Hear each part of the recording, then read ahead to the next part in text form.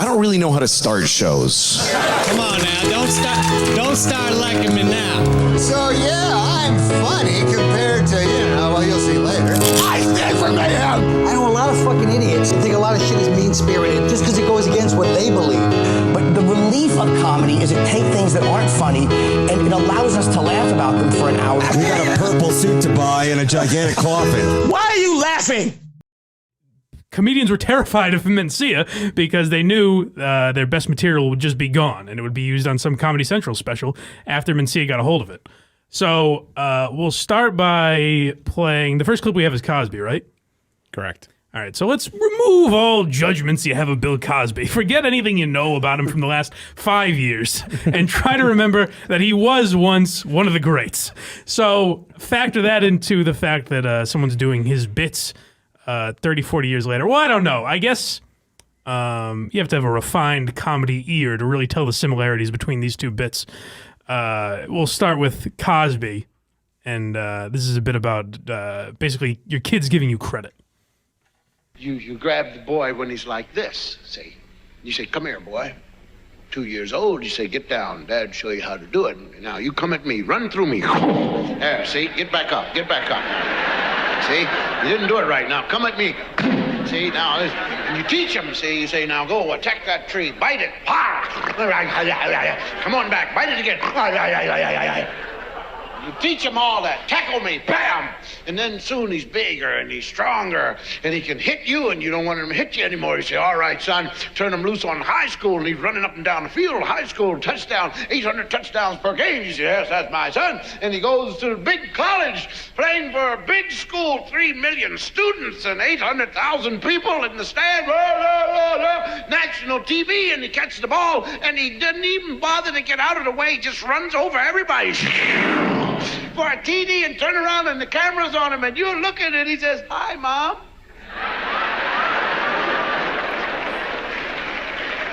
Well, you don't mind that. You know who taught him. So not bad. It's not a bad bit. It's funny, especially for, 1968 or whenever Cosby's doing that. It's a funny bit. I will say not the most unbelievably, I think it was original at the time, but you can wrap your mind around parallel thinking with that bit. It's not insanely unique. You know what I mean? Like two people could easily have that thought. Right. So that's when you have to ask yourself, is this parallel thinking? The difference is maybe a little, see if you can pick up on the subtle nuances. Carlos Mencia, I'm sure, just had this thought one day completely unrelated to Bill Cosby. Football, and he shows them how to pass it. He shows them every day how to pass that football, how to 3-step, 5-step, 7-step drop. He shows them how to throw the bomb, how to throw the out, how to throw the hook, how to throw the corner. He shows this little kid everything that he needs to know about how to be a great quarterback. He even moves from one city to the other so that kid could be in a better high school. Then that kid goes to college, and that man is still, every single game that is right there, and he's in college getting better. He wins a Heisman Trophy. He ends up in the NFL. 5 years later, he ends up in the Super Bowl. They win the Super Bowl. He gets the MVP of the Super Bowl. And when the cameras come up to him and say, you got anything to say to the camera? I love you, Mom. I mean, he said, I love you, not hi. That's an outrageous comparison. It was the same fucking thing. So the problem there is with saying parallel thinking or whatever, because Carlos Mencia has said, I've never heard Cosby do that bit. I wasn't a Cosby fan. I didn't listen to it, blah, blah, blah. That's how he got hooked up with Opie and Anthony, is he wrote a blog defending them when they got fired or they got in trouble for something. So fairly popular following on this website, and then he drops this video one day, and I forgot when I was finding clips, this is only a 10-minute video. For some reason, I thought it was like an hour breakdown of Carlos Mencia. It only took him 10 minutes to get to the crux of this. It's so uncomfortable, it feels like forever. It's very weird. So it's pretty wild. So they're at the Comedy Store one night, and to set it up, the camera just kind of turns on. I don't know if they weren't filming the whole thing or it's the way it was edited or what. So it's a little murky exactly how this happens. But from Mencia's perspective, he says that whoever was on before Mencia said Carlos Mencia is next or something like that, which everyone called him back at the store in that day. And Mencia gets on stage and he addresses it. And he says, hey, man, what did I steal from you? And then Rogan starts chirping.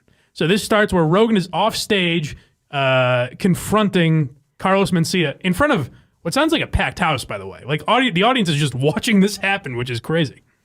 Hearing Joe talk about it later, I thought that he turned on the camera. I thought it was him that put it online. Oh, Rogan is filming Right. this and put it Okay, online. okay. Yeah. More specifically, Brian Redband is Yes. actually. Shout out Red Band. All right.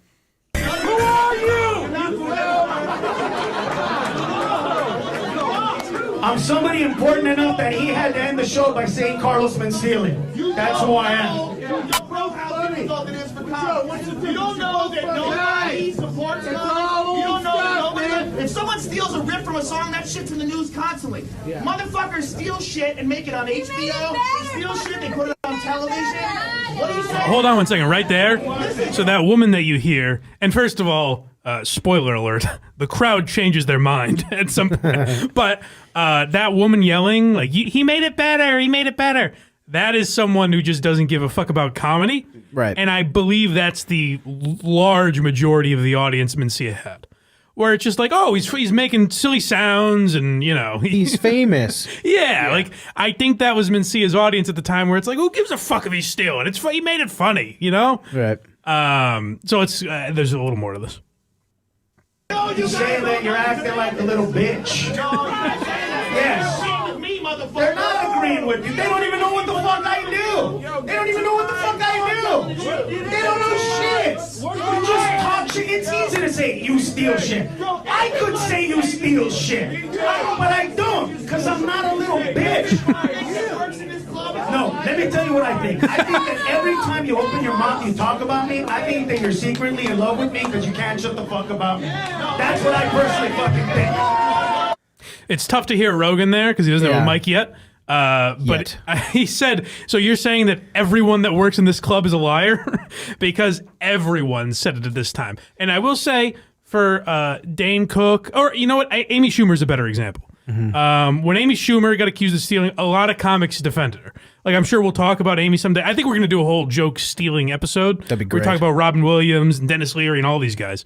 But comedians defended Amy Schumer because at the very least, if she stole something, they felt like she was still a legitimate comedian. Plus Like it wasn't purposeful theft. And she gave so many comics jobs and opportunities. Right, which Mencia did as well. We'll get to we'll hear from Bobby Lee a lot in this episode too. Like Bobby Lee helped out. There are guys Mencia helped out, but I think the bigger thing is people didn't view him as a comic. They viewed him as a good performer who was able to turn other people's words into something interesting. I don't know if it gets brought up specifically at some point in these clips, but so many people would see Mencia in the back with a notepad writing. I was saying that they get scared. Right. Yeah. So Carlos he would literally write it down, and then like 2 days later, he would be up there doing it. Now That's so blatant. That's Yeah. crazy. It weird. was nuts. Well, he will say otherwise. We'll get to his defense, but Yeah. first I want to run through some of these clips. What's next? So we got this is when Ari comes on stage. Ari, Look at him. Hilarious. Ari stands for mayhem. I think Always. Ari just liked the idea of this fight. Now, this is another example of we have the clips first, right? The jokes. I can put the jokes first. Right now, I have him on stage talking about how Carlos is saying he never opened. Yeah, for him. let's play that first. Let's hear from Ari first. Dude, I opened for you and did that joke. In the rooms you performed it. I was doing that joke before. No, you weren't. Yes, bro. Absolutely not. So Mencia says, I was doing that joke before you. And there's also a bit of that clip, I think I might have cut it off too early, where Mencia says, he goes, you never opened for me. It also looked like an ISIS video. It's yeah, watch on YouTube, folks. Subscribe to the YouTube to make sure you see this stuff. So it's very weird. He's in that documentary, and it doesn't seem like he's joking. Maybe if you watch the full documentary, there's a different context to it. But, you know, if I'm Carlos Mencia, I hesitate before putting that out there because you've just validated everything everyone has said about you, true or not. You've given them ammunition. Right. So that's like 2011. People start shitting on that video and saying, well, Mencia admitted that he steals. And then Mencia kind of makes a comeback a few years later. He started doing podcasts and things like that around like 2015, 2016. I remember seeing him pop up here and there. You know the weirdest thing when you think about Mencia? Like, you could go to a comedy club tonight and see Carlos Mencia. You sure could. You know what I mean? Like, how weird is that? Like, you haven't heard about the fucking guy in ages. Oh, yeah. But he's just performing somewhere tonight and just doing his act. You know what I mean? Like, just doing whatever Mexican jokes or whatever he's doing now. He's probably still selling out theaters pretty quick, I would imagine. At least comedy club. I bet he sells out comedy club. I don't think he's doing theaters anymore. No? I'd be surprised. Well, that's a total decimation. He went from arenas to Yeah, right. maybe I'll get the Chuckle Hut sold out. Oh, yeah. So what do you got next, Matt? This is when he first addresses the fight with Yeah, so Rogan. this is the first podcast back. He's gained weight. A little bit. He says, you know, and this is where I feel bad for Mencia. He says he was severely depressed after this. He, you know, he thought about suicide, things like that, which I can completely understand. And he doesn't deserve that. No. You know what I mean? Like, even if he stole every joke he ever told blatantly and didn't give a fuck about it, he doesn't deserve to be depressed and, you know, kind of have your life ruined. Because it went beyond, like, his reputation was completely tarnished. It wasn't just that, like, he had trouble getting work now and things like that. Like, people thought he was a scumbag because of this stuff. Right. And it's like, at a certain point, like, how high a crime is joke stealing? You know what I mean? Like, is it a life sentence? I don't know. But let's hear what Mencia thinks after having some years to stew on this. Like, and here's the problem with all that incident, bro. Right.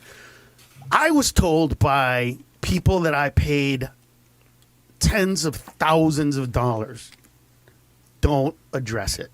Just let it go. Pause 1 second. I was told. How much did you pay the person that told you to do that documentary? Because they owe you a large sum of money. Yeah. They dropped the ball. Whoever advised you to do that was horrible. That was the death nail for sure. He's on. It's like you have OJ waving a knife around. Like, of course I did it. Actually, we have that, which is also weird. Well, I was going to say, OJ has a book like, I didn't do it, but if I did. I forgot that actually exists. Yeah. So basically, that's what it is. Here's the walkthrough, maybe. Continue, Carlos. Comedy Central. Don't address it on the show. Don't do anything on the show. Let it go. I did not feel that way. But I've also always thought, you know, if you're going to pay somebody to manage you and you don't take their advice, then you're just giving them money for free. There's got to be a reason for this. You can't just be the guy. And so I chose to not address it. And in hindsight, that was a problem because everybody thought that me not fighting about it was me acquiescing to all of that stuff. Yeah, so, I mean, you just got bad advice. Yeah. Like that, and that's horrible advice to say don't address it. I think maybe now I don't think his representation would have given that advice because of social media and everything. The problem that Mencia suffered from is he was right on like the cusp of when everything changed.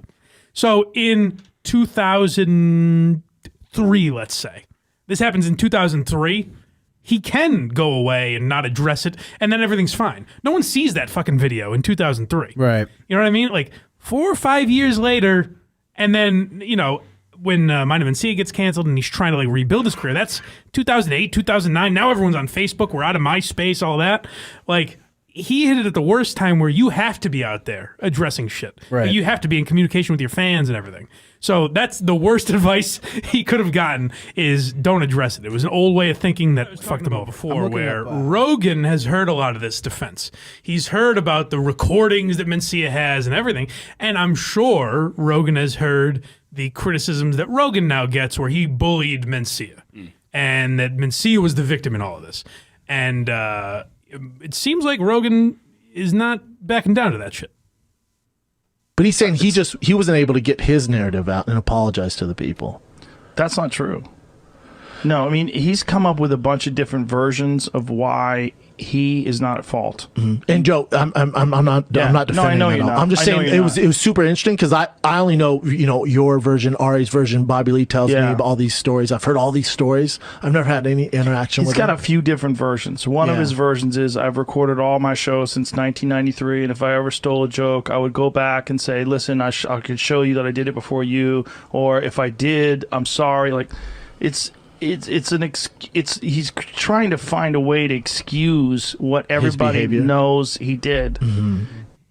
Yeah, so Rogan's heard this shit for years, and I'm sure now here's the criticism he gets, and he's like, well, fuck that. Rogan was in the rut. You can question the way he did it and went about it, but like, let's not forget that Rogan was right. This guy was stealing. He got very famous off of other people's work, and Rogan called him out for that. And now, because our memory's fuzzy, Mencia is able to play the victim a little more. If Mencia just went, I fucked up on right from the jump, just said I fucked up. Well, that's kind of what Amy Schumer did, where she was like, yeah, I really don't think I stole these jokes, but like if they're so similar, like I don't want people to think of me that way. And now, like, I mean, her reputation, in my opinion, is tarnished for other reasons. Politics. But and like there are people like anytime I say Amy Schumer, Craig will bring up joke thievery. So there are people like that, but that's not Amy Schumer's fans. Like her fans don't give a fuck, you know? Well, she was, but the difference is she went, I fucked up. Right. Whether I did it consciously or not, I fucked up regardless of how it got there. It's my fault. And I should be more mindful. And that's the difference. Yeah. How much of that was him scared that he was going to lose everything he had with Comedy Central? It's still going right? on. I mean, yeah. For sure. And now it's just damage control years later. Exactly. And it's just not going to work. But now, so that's the thing with Mencia is I would think after 14 years or whatever, now you're back playing clubs or whatever. Now you would almost have the freedom because you don't have a Comedy Central show to lose or you've got nothing to lose. I'm surprised he's not more liberated to say like, you know what? Maybe a lot of this shit got in my head. I was working so hard. I had a show. I was touring all the time. Maybe like subconsciously, I just took people's jokes and I fucked up. Well, it could be just I was afraid to lose everything, so I needed to keep the. I think it's too late too at this point. Yeah, definitely. He's done too many rape analogies. It's over. Yeah, that's the thing. If he gets more famous, people will find that analogy.